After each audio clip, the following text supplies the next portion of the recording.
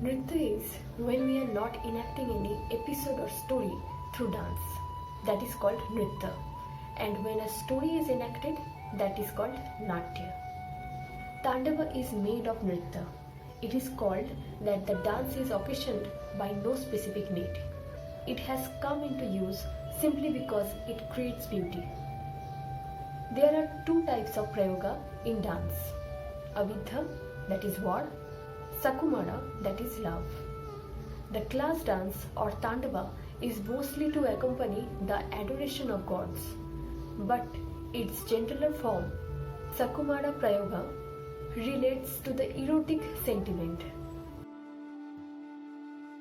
Tandava dance gets its progression in Vardhamanaka, as it is performance, Kala and Laya, that is tempo, attain Vriddhi, that is increment, and due to the increment of Aksharas, it is called Vardhamanaka. After setting down the musical instruments, Kutapa, the producers of plays should get the Asarita performed. Upahana, which is a meaningless syllables or vocables that imitate phonetically the strokes of the veena and form a melodic prelude to the entire composition. After this Upahana has been performed to the accompaniment of drums and stringed instruments, a female dancer should enter the stage with playing of drums only. This playing of the instrumental music should be in pure Karana and Jati, and then a chari should be performed with steps in accompaniment of music.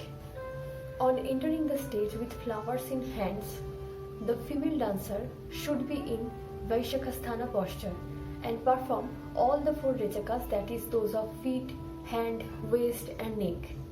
Then she should go round the stage scattering flowers from her hands to gods, and after going to them, she should make use of different gestures or abhinaya. Instrumental music should not be played when there is any song to be delineated by gestures, but at the performance of Angaharas, musical instruments or drums must be employed. The playing of drums, that is instrumental music during the class dance, should be Sama, Rakta, Vibhakta and distinctly hard, that is Kanta, on account of clear strokes, and should be properly following different aspects of the dance. After following the song with her dance, the dancer should make her exit and others like her will enter the stage. These other women will in due order form pindis, and till all these are formed, they will perform the prayastaka. After forming pindis, these women will make their exit, and during the formation of the pindis, an instrumental music which has various oghas and karanas should be played, and it should be similar to the music at the time of the prayastaka. Then this upahana should be again performed as before, and the asarita too. A song also should be sung, and a female dancer should enter the stage in the manner described before, and she should delineate the meaning of the song in the second asarita by suitable gesture of abhinaya, and translate the subject matter into a dance. After finishing the asarita, the female dancer should make her exit, and then another female dancer should enter the stage and make a similar performance. Thus, at every step, the rules of asarita should be followed by the singers as well as players of the instrumental music. During all these performances, the first foot of the song should be sung once, the second twice, the third thrice, and the fourth times. The pindis have four varieties: pindi, spikhalika, latabandha and vedyaka.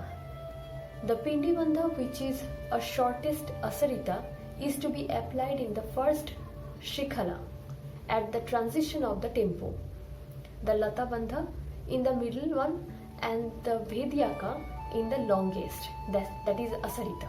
During the performance of this song and music, a female dancer should enter the stage. At that time, all the drums are to be sounded and all the stringed instruments are to be played with Shepa and Pratikshepa. First of all, the entire words of the song should be represented by gestures, and next the same should be shown by a dance. These directions regarding the dance, use of gestures and instrumental music will apply equally to the subject matter of the songs in the Asarita. Rules regarding the dance, use of gestures and the instrumental music which apply to words of songs are equally applicable in case of Chandakas, which are composed of their angas.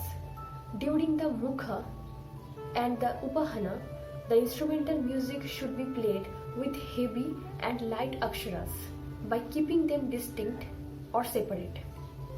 When in course of a song, some of its parts are repeated, the parts uttered first should be delineated by gestures and the rest are to be translated into dance. When in course of a song, some of its parts are repeated, it should be followed by the instrumental music, which observes the rules of 3 panis and 3 kinds of tempos.